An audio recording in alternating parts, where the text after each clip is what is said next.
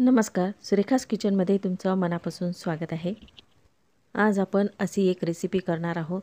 तुमच्या घरामध्ये मुलं भाज्या खात नाहीत किंवा भाज्या उरतात किंवा चपात्या उरतात, तर अशा चपाती आणि उरलेल्या भाजीपासून आज आपल्याला मस्त अशी खमंग रेसिपी कशी करायची ते बघायचं आहे। तर हे मुलं आवडीने खातील किंवा भाजी उरणार नाही आणि चपात्याही उरणार नाहीत। तुम्ही जेव्हा भूक लागेल तेव्हा तुम्ही ही रेसिपी करून खाऊ शकता। माझ्या चॅनलवर तुम्ही नवीन असाल तर माझ्या चॅनलला लाईक, शेअर आणि सबस्क्राईब करायला विसरू नका। चला तर मग रेसिपीला सुरुवात करूया। इथं मी पत्तागोबी बारीक चिरून घेतली आहे। कोमट पाणी करून त्यामध्ये 1 चमचा मीठ घातलं आणि त्या मिठामध्ये ही पत्तागोबी 5 मिनिटं पाण्यामध्ये अशीच भिजू द्यायची आहे। म्हणजे यामुळं याला उग्र वास राहत नाही आणि खातानाही छान लागते। कढईमध्ये थोडं तेल टाकून 1 चमचा जिरं टाकून घ्यायचं आहे आणि मी इथं बारीक चिरून कांदा घेतलेला आहे। तर 2 बारीक कांदे असे चिरून घेतलेले आहेत। कांदा थोडा लालसर भाजून घ्यायचा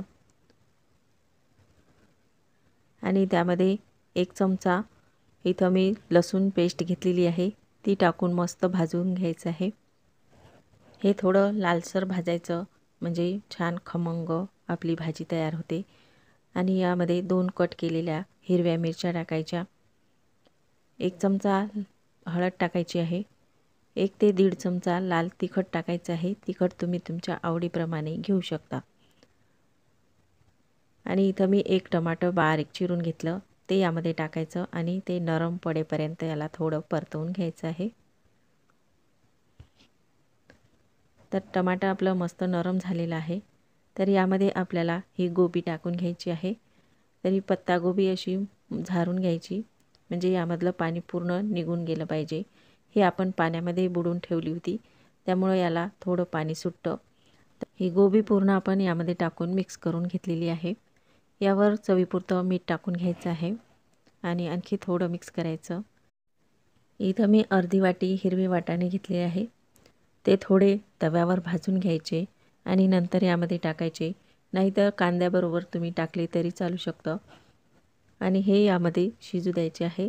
तर आपण 5 मिनिटं झाकण ठेवूया। 5 मिनिटानंतर बघायचं आहे तर आपली ही गोबी मस्त शिजून तयार झालेली आहे। भाजी चांगली शिजल्यावर यामध्ये आपल्याला मेथी टाकायची आहे। तर इथं मी 1 वाटी मेथी स्वच्छ धुवून बारीक चिरून घेतली आहे आणि थोडी कोथिंबीर टाकायची आहे। तर हे दोन्ही आपण यामध्ये टाकून आणखी थोडं मिक्स करून घेऊया। यामध्ये मेथी नरम पडेपर्यंत आपल्याला थोडं परतवून घ्यायचं आहे। इथे आपली ही भाजी मस्त अशी तयार झालेली आहे। तर ही भाजी तुम्ही चपातीसोबत खाऊ शकता किंवा उरली तेव्हा तुम्ही ही भाजी अशी पोळीमध्ये टाकून पण मस्त अशी दुपारच्या वेळेला खाऊ शकता। तर इथं मी 2-4 पोळ्या घेतलेल्या आहेत। तर ह्या पोळ्या दुपारच्या आपल्या उरल्या तर तुम्ही अशा करू शकता। यावर तुम्ही चटणी लावू शकता किंवा टोमॅटो सॉस पण लावू शकता आणि त्यावर ही भाजी टाकून याचा रोल बनवून घ्यायचा आहे किंवा चौकोनी रोल बनवायचा, तुम्हाला जसा आवडत असेल तशा पद्धतीने तुम्ही हा रोल बनवून घेऊ शकता। तर मी इथे एक असा लंब्या आकारामध्ये रोल करून घेतलेला आहे। तर असा हा उलट्या बाजूला ठेवायचा आणि दुसरी एक चपाती घ्यायची, त्यावर पण आपल्याला ही भाजी टाकून घ्यायची आहे। ही अशी भाजी टाकून घेतल्यावर याला चारी बाजूने असे फोल्ड मारून घ्यायचं आहे।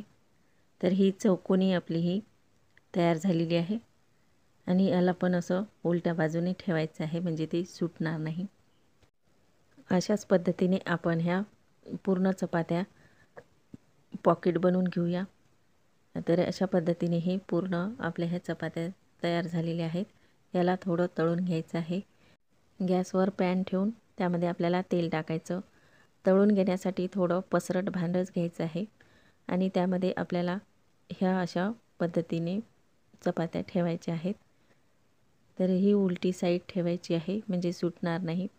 सुरुवातीला ही उलटी साईड मस्त तळून घ्यायची आहे।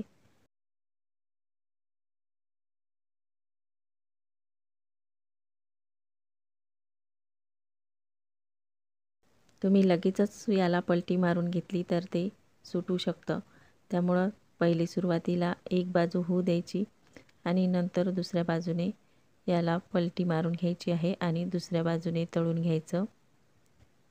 तर बघू शकता मस्त याला ब्राऊन कलर येईपर्यंत असं तळून घ्यायचं आहे। ह्या चपात्या तळताना गॅस मध्यम ठेवायचा आहे, जास्त गॅस मोठा ठेवायचा नाही, नाहीतर तेल जास्त गरम होऊन त्या जास्त चांगल्या अशा कुरकुरीत होणार नाहीत। तर बघू शकता आपल्या ह्या तळून झालेल्या आहेत, काढून घेऊयात।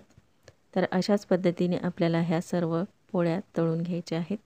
तर बघा अशा पद्धतीने ठेवायची आणि मस्त तळून घ्यायची आहे। तर ह्या पोळ्या पूर्ण तळून झालेल्या आहेत आणि याचे पॉकेटप्रमाणे आपल्या ह्या तयार झालेल्या आहेत।